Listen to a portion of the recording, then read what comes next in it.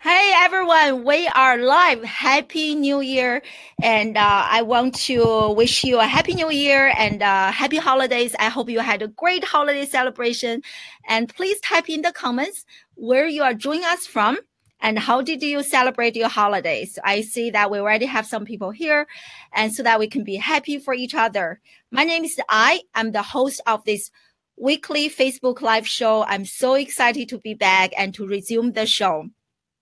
This show is called Classroom Without Walls, using technology to reimagine education. I created this show because I believe our society has changed a lot.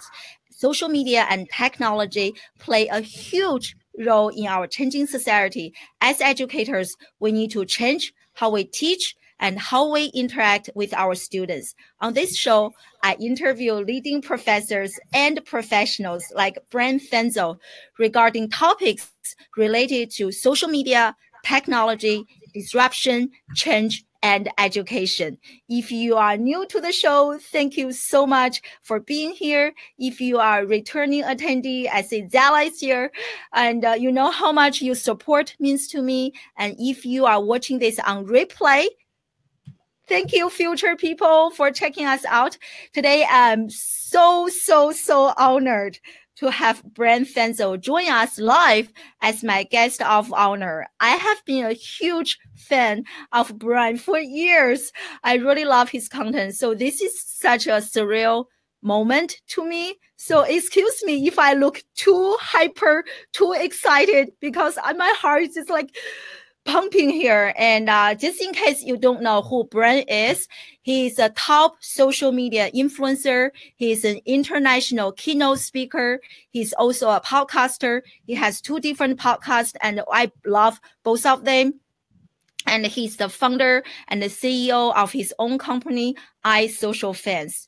And Brian is going to discuss with us today relate about millennials, digital disruption, change, and education. Thank you so much for being here today, and welcome to the show, Brian. It is we're so honored to have you. Well, thank you for having me. I tell you what, it's the power of Twitter, right? I think we originally connected, via Twitter, and then connected on all the other platforms. And I always say, Twitter's changed my life in so many aspects, and it's always great connecting, with great leaders in different spaces. So it's my pleasure to be here. We have so many people joining us live.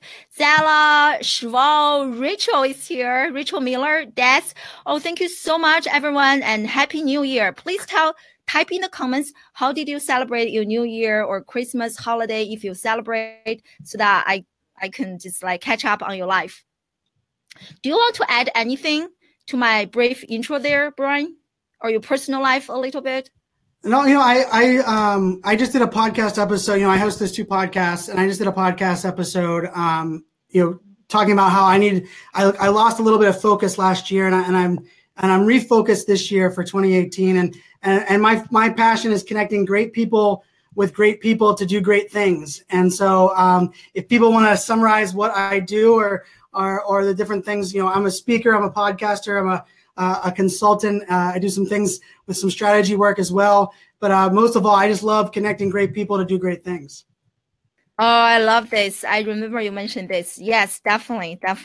And we're just going to get started. It is so nice of Brian that he booked 1 hour for the show.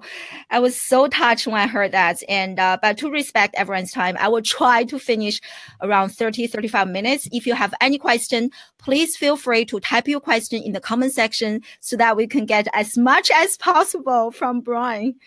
And so I'm just going to get started with my first question here. The millennial generation is probably the first generation that grew up in a highly digital and hyper-connected society. How do you think this environment has shifted their information gathering and learning habit?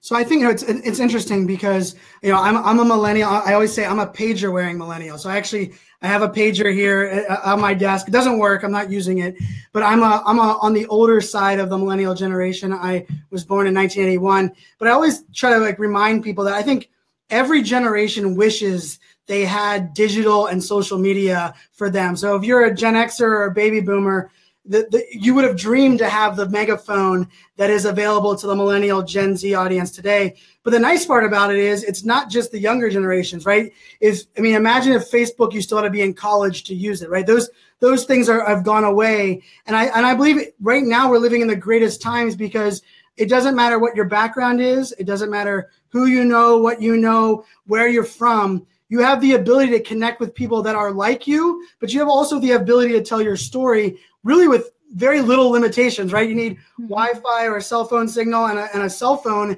and you can share your story with the world. And I think it's beyond exciting. I think a lot of times we label millennials because millennials had the largest voice. And right now, millennials make up a majority of the workforce.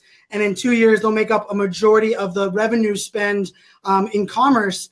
And one of the things about that is millennials aren't afraid to say what they want. They're not afraid to say how they want things. And because of that, it kind of turns some people off, but it also exposes those that are doing bad. And so I think if we're going to look back at these years, the millennial, let's say millennial Gen Z digital years, we're going to look back at these years as the years that we had to push through a lot of fluff, a lot of people that were faking it till they made it. But because of digital, because of social media, I think the cream will rise to the top, and we're going to see people that are good people, that are doing good things, that have good companies and good products.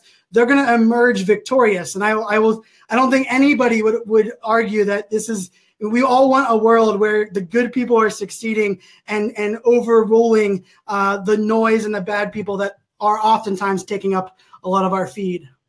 Mm-hmm. Oh, wow. That is such an amazing response. And kind of follow up on that question, what do you think are some common mistakes that millennials or college students make when they are preparing for jobs?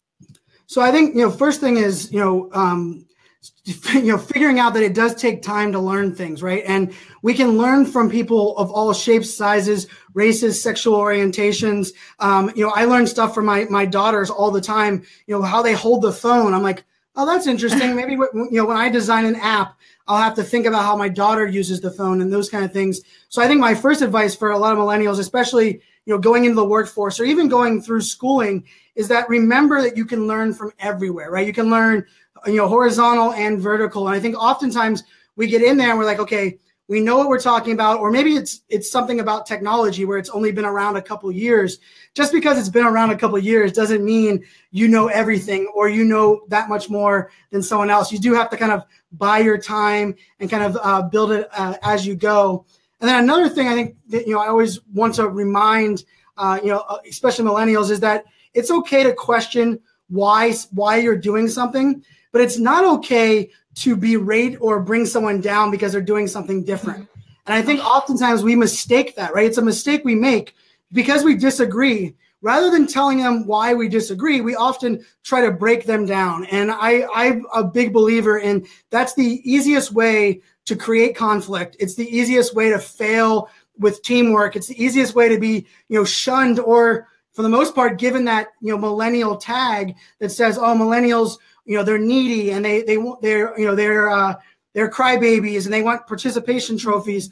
Well, the reason that is because I think a lot of times, rather than focusing, questioning things, we question the people rather than questioning why we are doing things. So I think it's great that we question, hey, why are we doing it that way? If the answer is because we've always done it that way, we know that's a problem, right? And education, is a big space for that. But I think for people overall, if you had to take a step back, I think not only when you question, hey, why are we doing it this way? But if someone disagrees with you, don't knock them down. Come back with more supporting to your answer on why your answer, might, make it look better on their side. Because I think it's one of those, it's a shame when people break other people down rather than trying to teach them their way, because that's how true change happens. If you just want controversy and you want to, be that jerk, you can break someone down. But if you truly want to move the needle forward and you believe that what you're talking about is the best, then you have to teach other people, not just tell them what to do. Oh wow, I just love this. It's such a great response. Also, before the show started, Brian and I were talking about had a small talk about like online haters, how to deal with that. And this is such a great response, you know, focus on your own message and to give yourself like enough evidence and support. And yeah, I love it. And I just want to give a quick shout to more people who just joined us. Melissa is here, Julia is here, and Shval and Deirdre. Thank you so much, everyone. Everyone has been typing comments. And if you just joined, if you have any question for Brian, please type in the comment section. I will make sure to ask. And thank you so much for being here. And another thing you discuss a lot, Brian, is digital disruption. I really love like every time when you talk about it. So what do you think are some of the most important ways that our digital revolution has disrupted the traditional learning space? So I think in the learning space, especially, I think there was for a long time, and I even heard a commercial today, and I'll call out the university. It was Arizona State University. And I lived in Arizona for a long time. I love Arizona State, but on their commercial, they were really talking about, well, we can give you a similar education online in our online school, and you can do things similar. And I think it's weird. We still look at it's offline versus online. When I look at digital, especially education, we have to think of it as online and offline, right? It's how do we mirror both of these worlds? I managed a very large team that worked from home.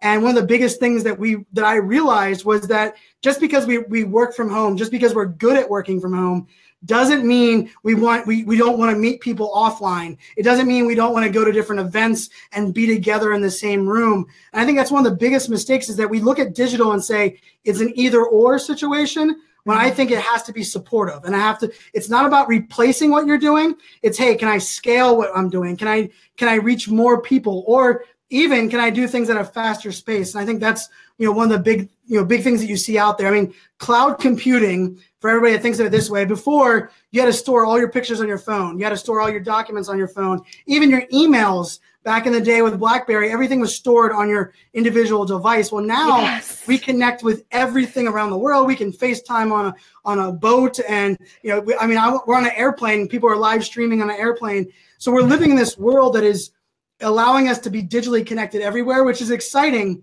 But at the same time, it can be overwhelming, right? And so I think it does require a little balance. I also believe with each new technology, with each new type of digital solution, you have to push it to its limits. And really, us as marketers do it the worst, right? We ruin it, we push it to the limits. And then once we ruin it, we figure out what works and we come back, right? Like live video, to me, I think 2017 was the year we did a whole lot of really bad live video. I think there's so much live video out there, from education to brands to people, but we didn't really know what bad live video was until we got it out there. And now that we've got it out there, now that the live video bug is kind of been sat out there, I think 2018 people are going to be more strategic. We're going to understand where to invest our time. We're going to understand when to go live and when to record regular video, or when video doesn't even have a place. And I think it's this weird space of, sometimes digital, we want to go all on or all off, right? It's not a light switch. Digital is a dial, and sometimes you do a lot of things on digital. Sometimes you do very little things on digital. And I think that would be my belief is 2018, we're going to realize that it's not about doing some things on digital versus things. It's about how do we both work together, both online and offline, because it should be and, not versus. Oh, wow. This is such a great response. And I think of reflecting on my personal social media journey. When I just started, I definitely suffered a lot from FOMO.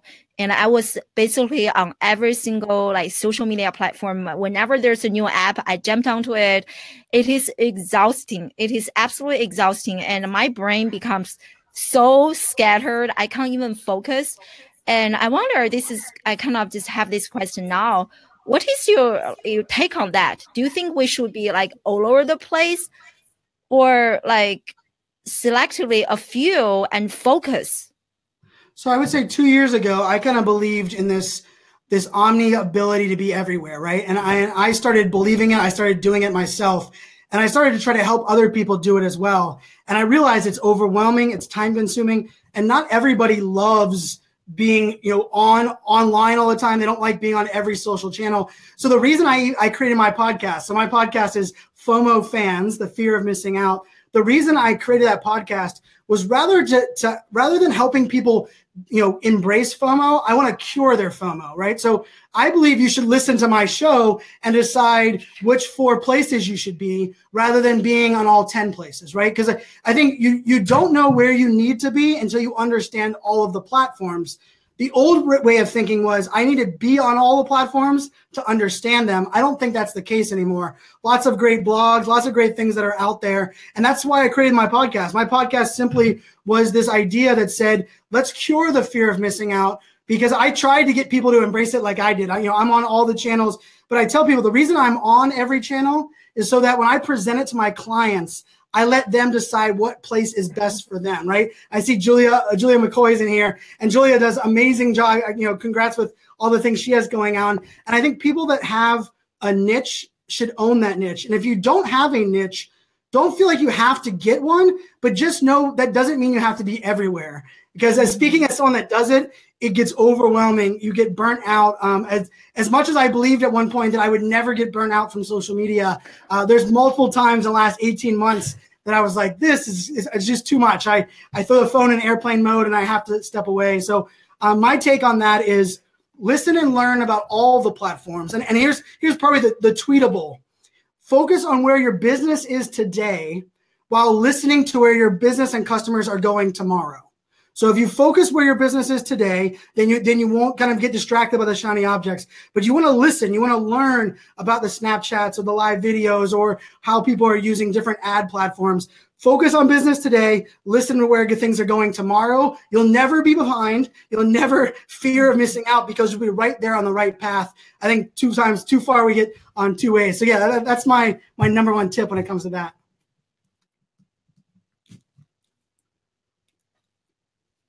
Yeah, that's great. People are giving you great advice. Hi, Chitachi is here. Thank you so much.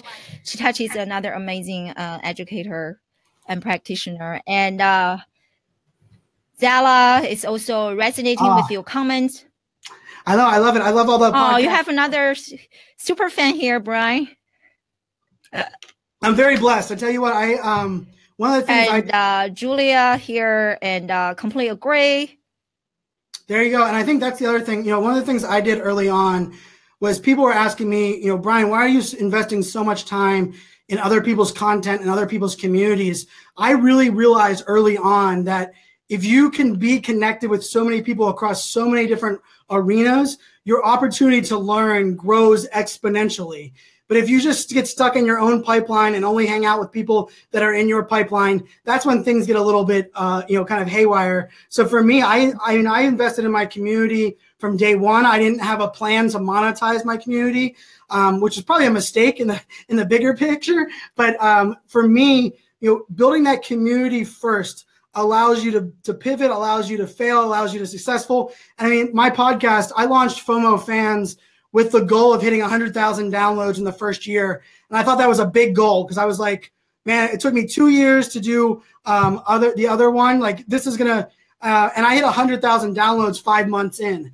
And for me, it was because my community was so invested in me prior to, they rewarded my, investing in them by investing in my podcast. So I think that's a lesson I think we can all learn from. If you're starting out, if you're in education, and you're trying to grow your digital footprint, invest in that community, give a lot more to them, celebrate them before you start talking about because as soon as if you're doing a lot more we and a lot more celebrating others, when it's your turn to be celebrated, it comes right back to you. And I'm the perfect example for that.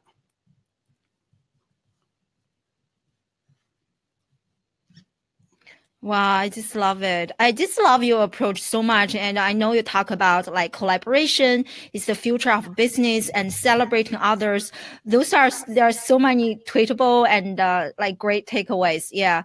And Shvo just like talks about like referring to what you were talking about earlier, Brian. People need to be very strategic. Yes, definitely in terms of how they spend their time. Energy will only have 24 hours, Like it is always a struggle between like consuming and creating content, at least on my end. Yeah.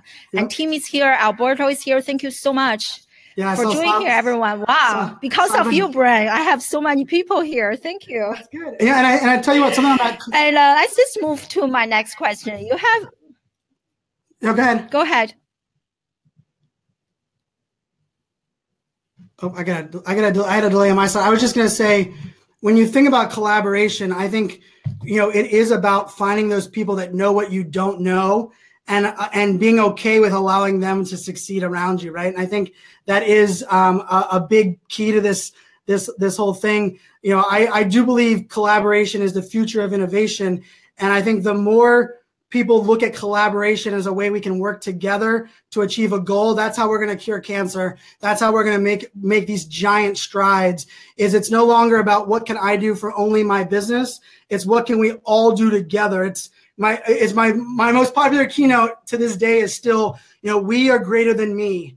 And if you become a great me first, you can then be a part of a great we. And I think if we all focus on being our best individual selves and then joining with others, that's where we make the movement. That's where we change lives. And I think we're getting there. It just sometimes there's bumps in the road and those kind of things. But I do believe in the power of collaboration cannot be underestimated. Yeah, thank you. People are just giving you lots of shout outs and really great content. And thank you so much for being here, Gary. And Kim. Kim is here. Give you some love. Hi, Kim. Thank you. I could barely catch up on people's comments. So I'm just going to move to the next question. And you have 3 lovely daughters, Brian. Every time when you post a picture of you and your daughters, just as a mom, it always warms my heart. So because of what you do, you talk about digital disruption and change, and even as a change evangelist, how has this, what you do, affected your own parenting approach? Are you going to send your children as they grow up, like to be older, to receive traditional education or pursue a different path? This is something I ask myself all the time. So I'm very curious to see how you are going to respond to this and what is your approach. So I'm lucky right now. My daughters, my oldest turns 8 this month. So I'll have an 8, a 6, and a 4-year-old very soon. So I have a little bit of time on that side of the house. For me personally, I went to university for 4 years. I wouldn't change it for anything. I played hockey. I was in a fraternity, but I will say a majority of what I've learned that I use is what I did outside the classroom more so than what I did in the classroom, right? I took a lot of courses because they were forced upon me that have had no value for me in my life. And so I think as we're moving forward, I look at technical colleges and these junior colleges where people are able to focus. I was at a Full Sail University. Actually, it's where I was speaking at an event called Social Fresh, where this hat came from. And Full Sail University is an audio, video, music, dance, specialties college.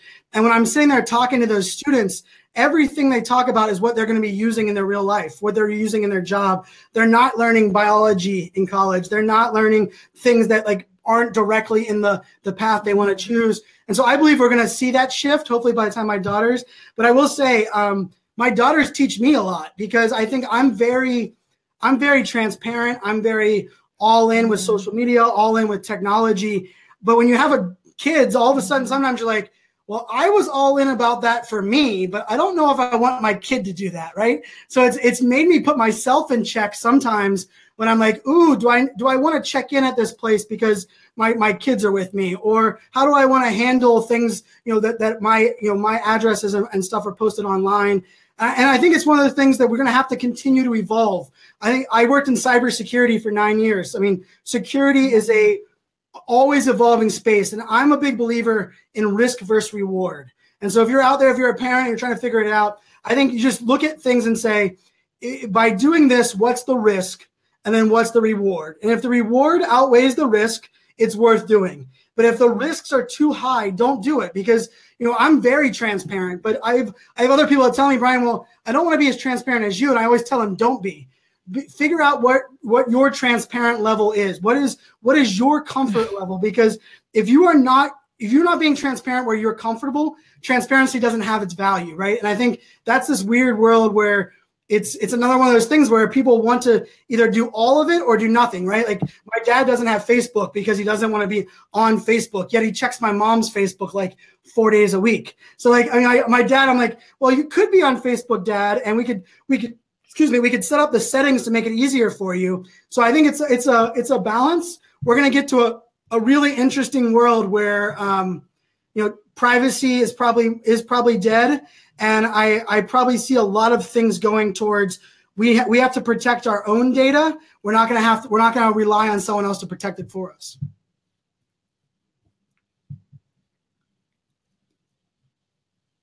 Yeah, I think I'm having. Can you guys still hear us? I'm having a little bit technical issue. Can you hear me, Brian? Still? I can hear you. It's a little choppy on the video, but I can hear you loud and clear. So you're good. Okay, good. And Saba is also here. And I just want to give her a shout out. Thank you for being here, Saba. And this is a great response. I will definitely need to revisit this when I'm about to make that decision. And related to this, as you know, we're talking about parenting education here. And I noticed that there are tons of alternative learning platforms are gaining not only popularity, but also credibility, such as Khan Academy. And I don't know if you know this. I think a few months ago, Gary V, he interviewed, what's his last name? Adam? I forgot his last name. Sorry. He was the founder of Pencils of Promise.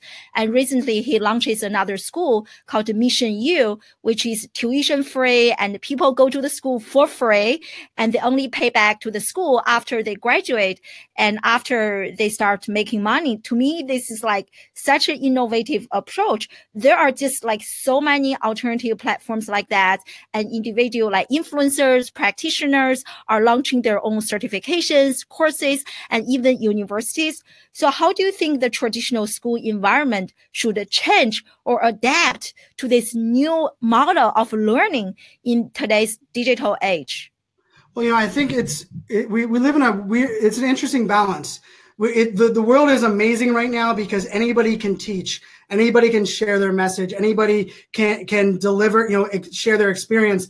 But the reason that there's fake news, the reason that I think there's a lot of bad content and bad education and bad things that are going on is because anyone can do it, right? And so I think the education model still has to be kind of our certification, our accreditation, our validation of what's going on. But I think where we move that towards is the learning that the universities or the higher ed are focusing on don't have to be in a classroom and doesn't have to be traditionally online, right? Just doing mastermind meetups and allowing, allowing online courses to count towards credits towards a university degree. And is the degree what we want people to have, or do we want them to be able to have a cumulative amount of skills, right? For me, when I'm hiring people, especially when I hired people in the cybersecurity space, I never asked if they had a degree. I never asked if they had a certification. I asked them questions about, could they accomplish this? How would they do it this way? What was their way of thinking?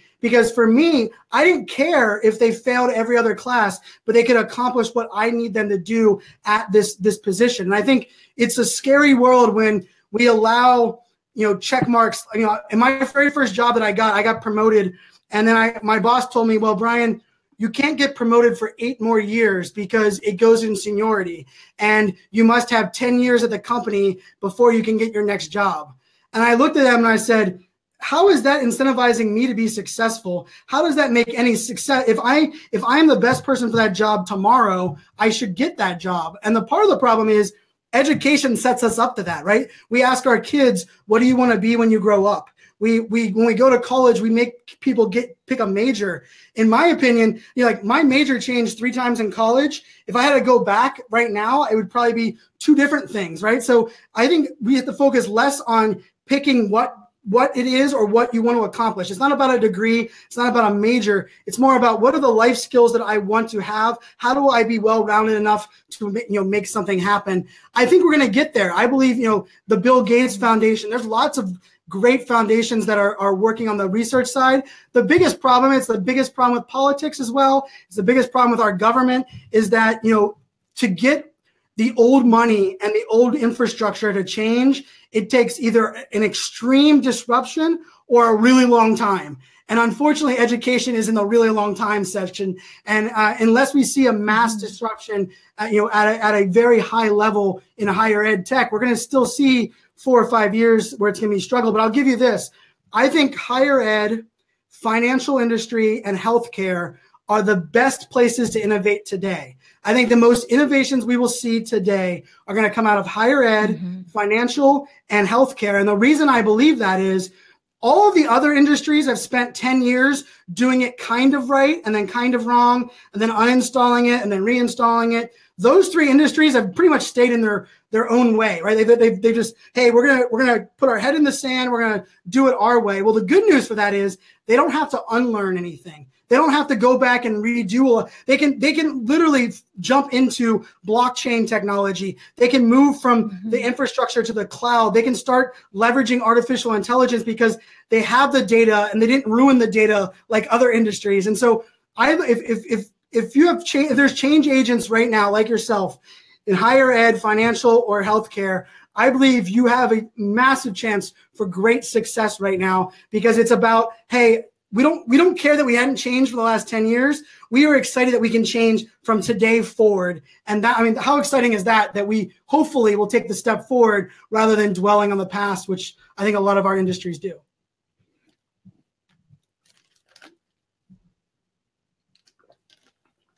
Oh, that's such a great response. And my husband, he's in healthcare, and everything you mentioned is so true.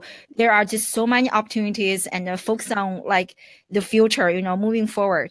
And there are lots of really great comments like resonating with what you shared earlier, Brian. And I agree with this comment from Tim, lifelong learning. Many students, after they graduate, they think their learning is over, but it's not, that's why it is called commencement. It is only the beginning of a lifelong learning journey. Yes.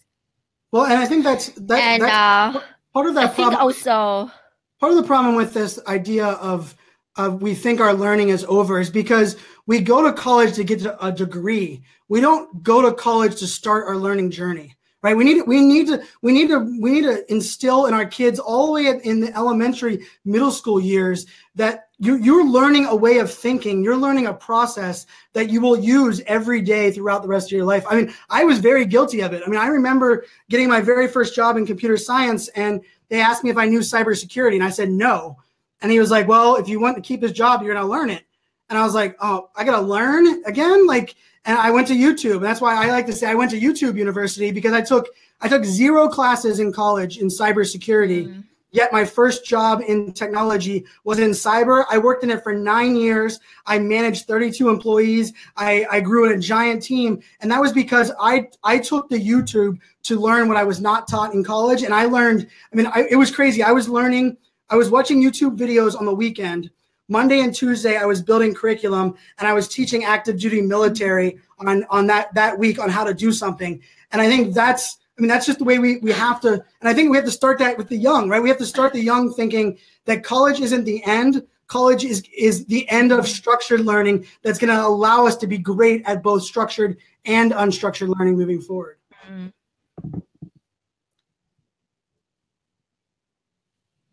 Wow, I love this. College is the end of structured learning. Wow, that is amazing. Yeah, and Jeff is also here. Welcome, Jeff. Great to see you. And he said that the educational approach needs to have continual learning, as you mentioned, Brian, integrated in because of how fast everything changes, especially if you teach social media and marketing. And this is so important. And he said that 75% is useless what children learn from school. Well, and I think that comes down to it. We need to stop teaching people what to do. The what is what you can learn on YouTube. How to do things, how to think, why we do things, the process that we go about thinking about things. That's the magic. I can tell you my computer science class, I had one computer science class my sophomore year in college, and we learned this ridiculous program called Carol the Robot. And it was a really bad old program, but our teacher stood up there and said, I don't care about the program. I care about you understanding this thought process of if this, then that, and this. And I tell you what, I use that every single day. I never used the program, the language that I was taught, but it was that mindset that I was actually brought into. And I think we need to look at that, because why are we teaching people what to do when, I mean, I don't even create how-to videos anymore, because by the time it's out there, a month later, something changes. Like I did a couple how-to videos on Periscope, and then every month it was updating. I decided to throw up my hands. I was like, I'll let somebody else do that. The what changes too much. I think we have to focus on the mindset and that how and the why. And if we move to that, I believe higher ed has massive value if we do shift to this more how and why learning, less about, hey, you need to memorize this. This is how you do this. This is what you do. Because the what changes too damn often. And it changes in every industry, in every background, in every major right now. Change is the theme, and it's happening so fast.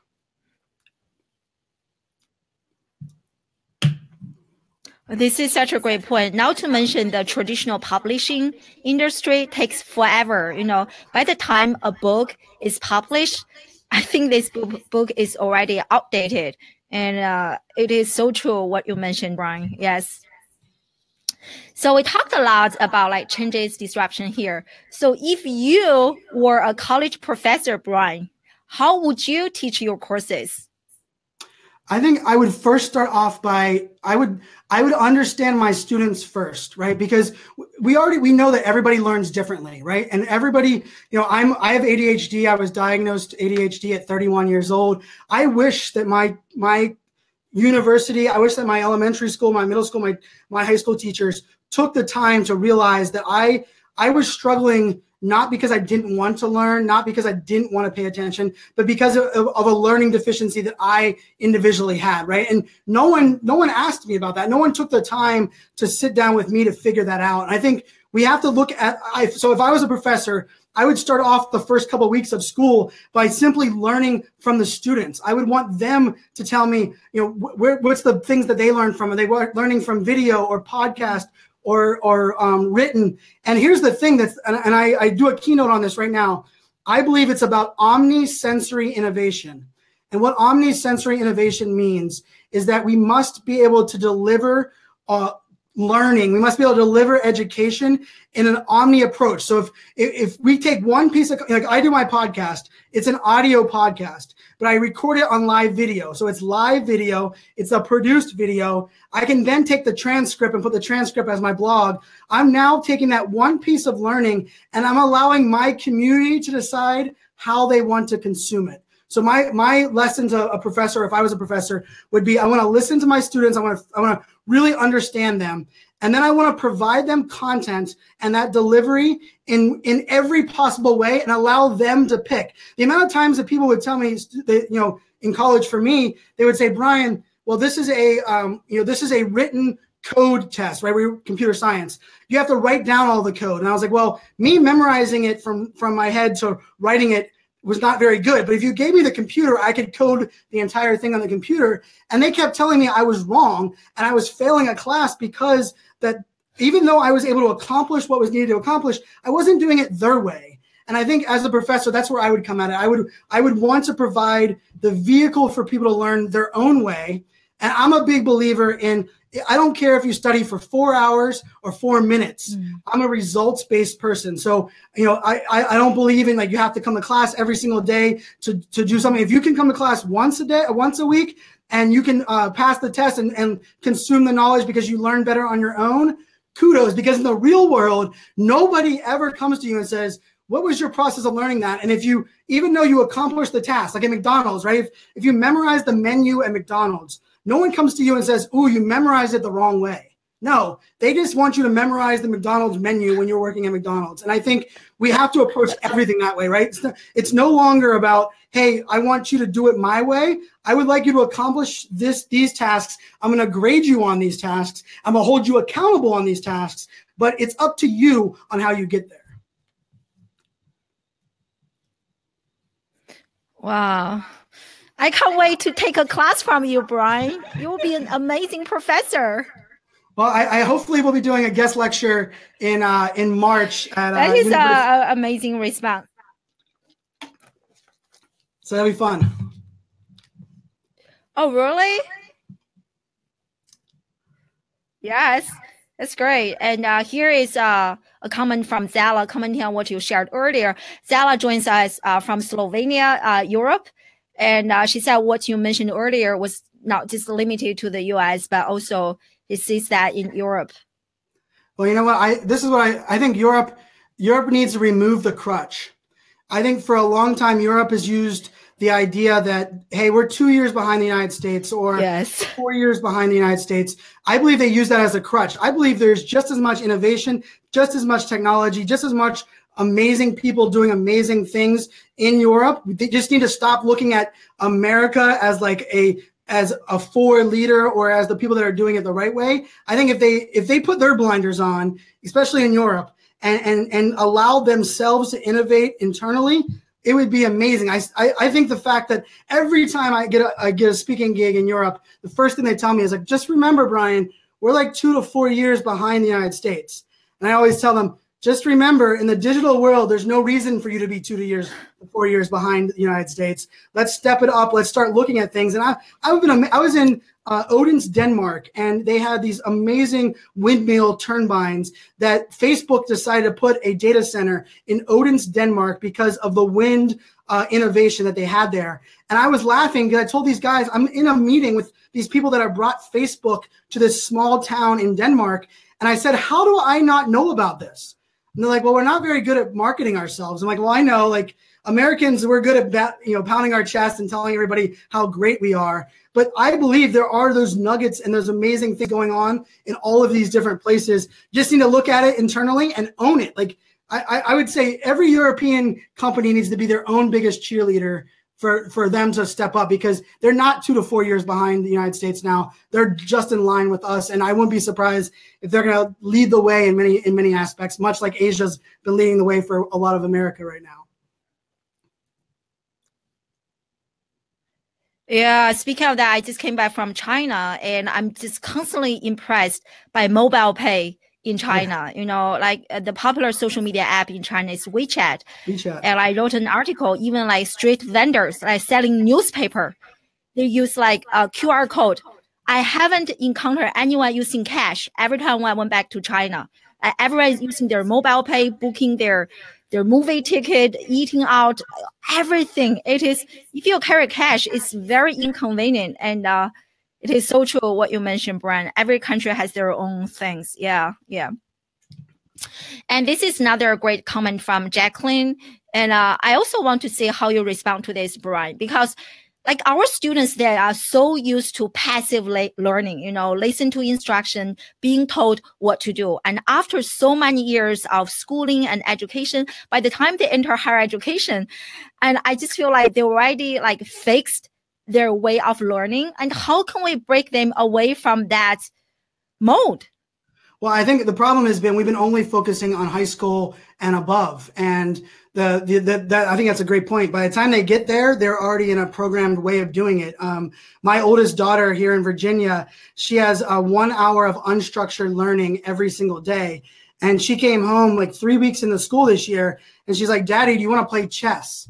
Like, this is my 7-year-old. And she's like, Daddy, do you want to play chess? And I was like, where did you learn chess? And she's like, in the unstructured learning class, I just asked the teacher and she taught me. Well, she almost beat me in chess the other night. And this is a 7-year-old. And the reason that she was able to do that is because the school zone here is allowing this unstructured learning at such a young age in elementary. So I agree. It is about education as a whole. And and my ex-wife is a high school teacher. So I had a lot of appreciation for teachers, a lot of love for teachers. I think teachers are the most underpaid, underappreciated, maybe right there with police and firefighters. But I think if we look at it as a bigger picture, it does start young, and we have to start allowing them the freedom to be themselves in their learning in elementary school and middle school, because it is the problem. When they get to high school, they either have had no freedom or they've had too much freedom, and they're either, they're too wild and crazy. I mean, I was that kid in high school. I had a hall pass. I was sat outside. I sat outside of my classes a lot more than I sat in my classes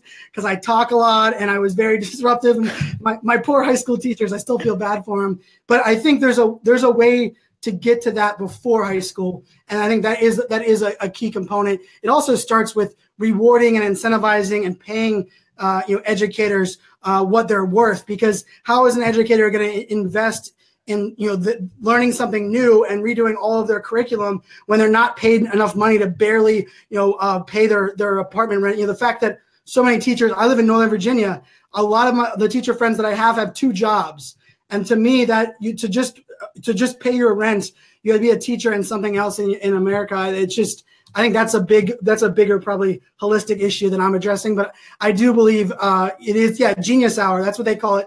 That is what they call it here in Virginia as well. And my daughters absolutely love it. They sit on bean bags. My daughter told me the other day she was sitting on. They had 3 of them sat on a table together, and they were trying to bounce the ball together, and they were teaching balance, and it was all via unstructured genius hour learning. I think it's great to see it, especially my daughters are in elementary school. It's exciting. Yeah, that is very encouraging to see. Unstructured. I wish my kids' school had that, and I hope more schools are going to adapt to this. And this is an interesting comment from Gary, and I don't know if maybe you can elaborate more on this. He mentioned like structured learning is about critical thinking, and so I guess my question is, and unstructured learning can now teach critical thinking, or like, Gary, if you can comment more on this, and what's your take on this comment? I agree. To be great at unstructured learning, you first have to understand the structured path that gets you there. And that's what I was talking about learning. I learned that coding language, the semantics around that language, and it's allowed me to apply that in multiple places. If I didn't learn that initial structured elements, I would have never been able to apply that in the unstructured environment. So I agree that I think what we have to look at it though is how do we reward and incentivize structured learning? Because I think we allow, because it's structured, then we then feel like it's a checkbox, right? You turn in this paper, these 10 papers, and you get a grade or you get a degree. We need to be able to take structured learning and allow it to still be kind of based on what you're able to accomplish a little bit more than it is today. But I agree with that comment. I think we do have to instill the mindset, the process, the procedures, I mean, how many people on social media, especially in our space, I mean, everyone has a different journal. I mean, Julia was here earlier. She has a content mastery journal that we all are looking at our own different ways. I mean, I have sticky notes that are like everywhere. I mean, like literally I live on sticky notes because I figured out that's how I learn best. I wish I figured that out in structured learning in middle school and high school, because I probably would have got into more colleges and I wouldn't have struggled as much. But I think it's one of those things that we're going to gradually see change. And I'm no expert. Yeah, that's a great response. And speaking of Julia, she mentioned that I really admire her. I can't wait to get a copy of her book. And she mentioned like her journey, learn everything on her own. And Danica is also here. Thank you for joining us, Danica. And she said that her 2 oldest are also like leaving college, not joining college, and pursuing their own business. I think there are like different people have different learning. Like for some people, like I think, if you are on your own, you need to have lots of self-drive. But if you are the type of person who don't have any self-drive, who needs kind of some sort of structure to keep you on track, maybe traditional education still has lots of value for you to at least guide you onto the right track, get you started. But if you are already ahead of the curve and are good at self-directed learning, maybe you can pursue education on your own. Yeah, I don't know. Well, but those are some really great comments. What I say on that is, I say for that example, we need to set up swim lanes, not guidelines, right? Guidelines, that means that they don't break and they don't weave back and forth. Swim lanes, I talk about swim lanes all the time. When I work with people, I give them swim lanes, which means I allow them to be creative, I allow them to have some freedom, but ultimately the swim lane only budges so much and they still go towards that end goal. I think for the longest time, we set up guardrails and the guardrails didn't give. And if someone wanted to push a little bit, they were either ostracized or that didn't work. I think we have to focus on creating swim lanes for students that can take that lane to success rather than kind of giving them forced guidelines. Especially for me, that's how if I was given a little bit of that freedom bumper in schooling, it would have allowed me to be more confident. It would have allowed me to want to succeed more. But because I would bump up against that guardrail and it wouldn't give, I would revert. I would force, I would even fight the change. I would protest. I would not read the book rather than someone telling me, well, maybe we'll give you longer to read the book because you read things a little bit differently. So I think it's about swim lanes, not guidelines. Yes. Oh, this is great. Yeah. My God, we're almost approaching the end of an hour. So just to wrap up here, what is one project you are super fired up about right now, Brian? And how can we help you in terms of promoting and sharing or whatever we can do for you? So, speaking is my main source of income and revenue, is speaking. So talking, when you hear someone at an event or someone's business, I'm speaking at the U.S. Sailing Leadership Forum this month. I'm speaking at the paintball distributor event this month. I'm speaking at the Google Startup Movement event. And so I love talking to all different walks of life, all different environments. I'm a big fan of making things work. So I would say if there's an opportunity that you think that I might be a good fit for, I would love the recommendation on that side. And I did launch that podcast, FOMO Fans, as kind of my one-stop shop. I'm on every channel. I'm everywhere. I'm posting so much stuff. You don't have to follow me everywhere. I do believe if you listen to that show, once a week and maybe pick up a blog or follow me on one of the other channels every once in a while, you'll consume plenty of information. But that podcast is kind of, 30 to 40 minutes of one topic. My heart and soul goes into it. Today I recorded one today it'll be live tonight. I'm going to edit it as soon as I get off here. And I talked about the entrepreneur journey, and I talked about all of my failures and all the things that I struggled with. And I do believe together we're going to learn, right? And I'm a big believer in, I don't know everything. I am not an expert, but I am very good at talking about how I do things, and I share the good and I share the bad. And if you're willing to do the same or willing to listen and learn from that, I can promise we'll have a mutually beneficial relationship. So, but AI, thank you so much for having me on. When you first reached out to me and said you had a blog post about Snapchat and education, I was so excited. And not many people reach out. People will reach out and say, I want to blog on your site, but they won't reach out with how they can add value. And I couldn't have talked about that. I didn't have any experience about that. And I still get comments about that blog post, 2.5 years later. And it was because you took the initiative to reach out to me and asked me to be a part of it. So kudos to you. I think everybody can learn from your adoption of technology and your willingness to put yourself out there, because it worked. And that's how we became connected. And this was a lot of fun. Oh, thank you so much, Brian. And truly my honor. And I don't know if you have time. There's one question from Zala. I just saw the question. Do you have like 1 second just to sure. answer her question? It's like huge push into entrepreneurship and for everyone. And I think she's asking, what's your take on this? You will love my podcast that I just recorded today. So my whole podcast, the title of it was why it's the best time to be an entrepreneur. I believe not everyone is fit to be an entrepreneur. I think I was never right to jump into entrepreneurship. I think entrepreneurship got trendy.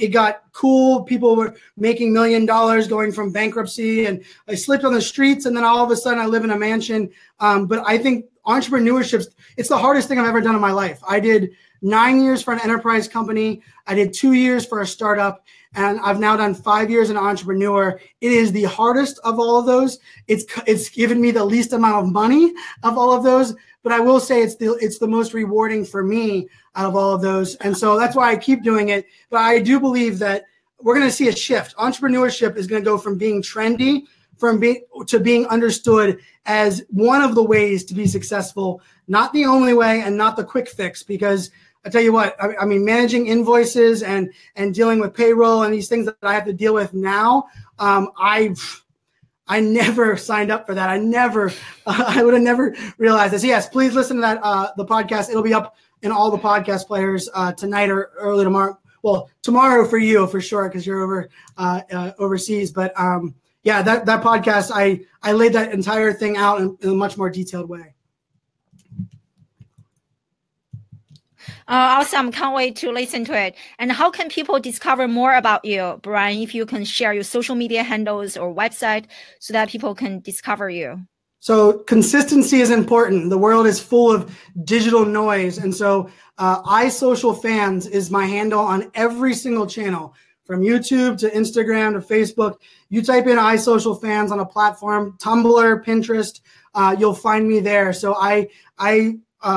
follow me on all those channels. And then my website is isocialfans.com, because consistency matters across the board. I'm actually launching an update to the website sometime this month. So stay tuned for that. But yeah, it's iSocialFans everywhere. And I appreciate everybody for the follow. Oh, thank you. Thank you. Thank you so much, Brian. Everyone learned so much. I could barely keep up with people's comments. I'm definitely going to check out the comments later. And you share so many great insights and so much value. Thank you so much. And I just admire you even more after today's show. And thank you, thank you, thank you. And thank you for everyone for being here, checking out the show. And your support means so much to me. And I will see you next Wednesday, the same location, same time, with another amazing guest. Thank you so much. Bye. Bye.